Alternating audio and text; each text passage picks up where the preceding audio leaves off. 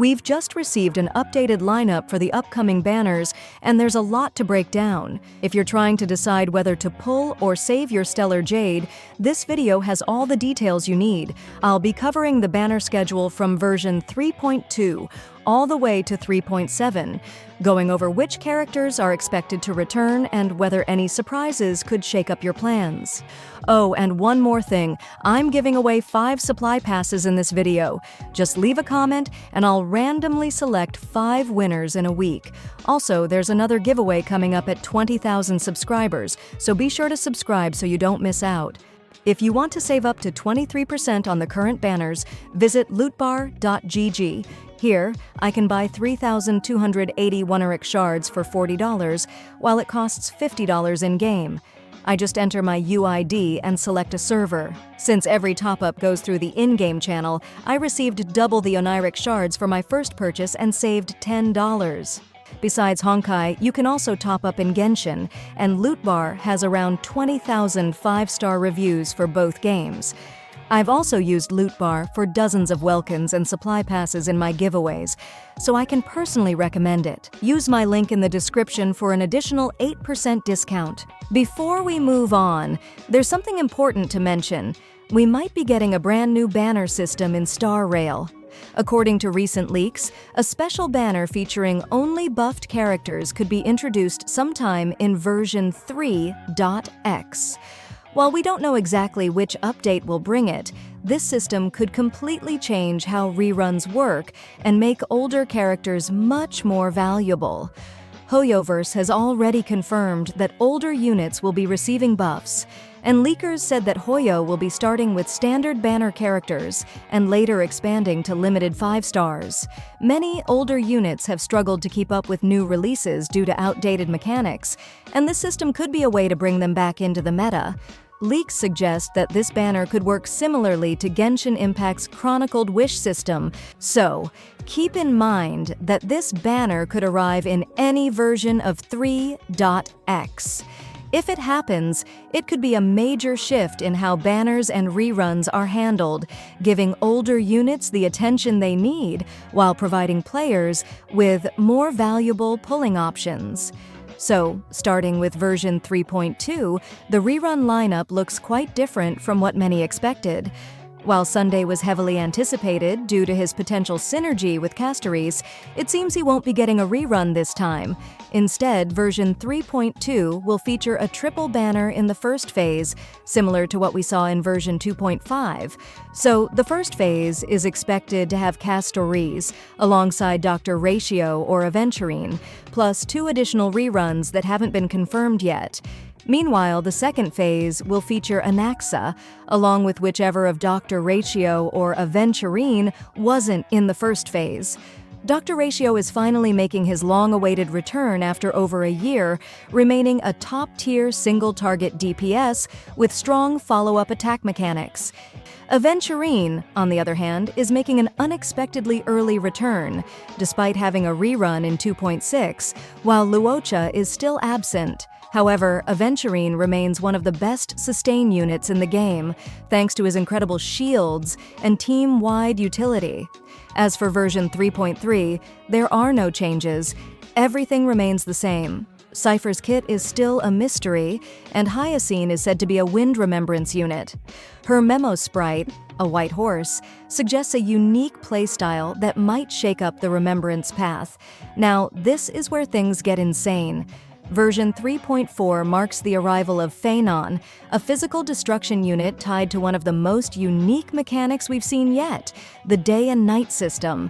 This system was hinted at in Divergent Universe 3.1 and is expected to play a major role in Phanon's kit. During the day, his abilities focus on setting up buffs, generating energy, and preparing for a stronger night phase. When night arrives, he unleashes stored energy for massive burst damage, potentially activating new effects that scale with how well you managed his day cycle. If his ultimate plays a key role in shifting between these states, mastering his timing could be essential for maximizing his potential. But that's not all. Phanon won't be fighting alone for long. In version 3.5, his dedicated support, Saridra, is set to release. I'll reveal more details about her kit in the next section, so stay tuned. On top of that, 3.4 also brings the long-awaited Fate collaboration featuring Saber and Archer. Saber is confirmed to be a 5-star unit, while Archer surprisingly takes the 4-star slot. While we don't have specifics on their kits, their inclusion alone makes this one of the most anticipated updates yet. With such an action-packed version and a future support unit already lined up, 3.4 is shaping up to be a crucial moment in the game's meta. Also, somewhere between versions 3.3 and 3.4, a new character, Mr. Reca, is expected to release.